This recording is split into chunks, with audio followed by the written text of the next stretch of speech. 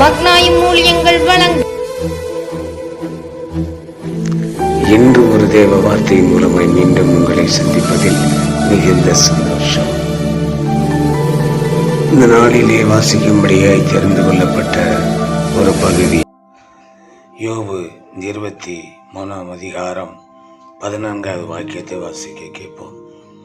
எனக்கு குறித்திருக்கிறதை அவர் நிறைவேற்றுவார். கர்த்தருக்குள் பிரியமான அன்பு சகோதரன், அன்பு சகோதரி, அம்மா, ஐயா, ஆண்டவராகிய இயேசு கிறிஸ்து உங்களுக்கு கொடுக்கிற ஆசீர்வாதங்களை எந்த பிசாசும் எந்த சத்துருவும் தடை பண்ண முடியாது. தேவனாகிய கர்த்தர் என் பிள்ளைகளை நான் உயர்த்த வேண்டும் என்று நம்மேல் பிரியமாய் இருக்கிறார், நம்மேல் அன்பாய் இருக்கிறார்.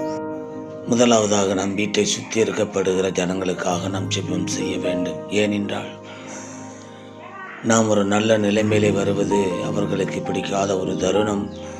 அப்படிப்பட்ட எண்ணங்களை கொண்டு வருகிற அந்த பிசாசுகளை ஆண்டவராகிய இயேசு கிறிஸ்து அப்புறப்படுத்தும்படியாய் ஜெபம் செய்ய வேண்டும்.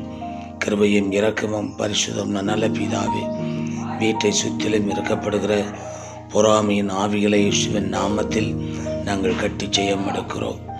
நாளிலே செய்து கொண்டு இருக்கிற வேலைகள், வியாபாரங்கள் எல்லா விதத்தினுடைய பிள்ளைகளுக்கு நன்மை செய்வீராக. இயேசுவின் நாமத்தில் பிதாவே, ஆமென். God plus.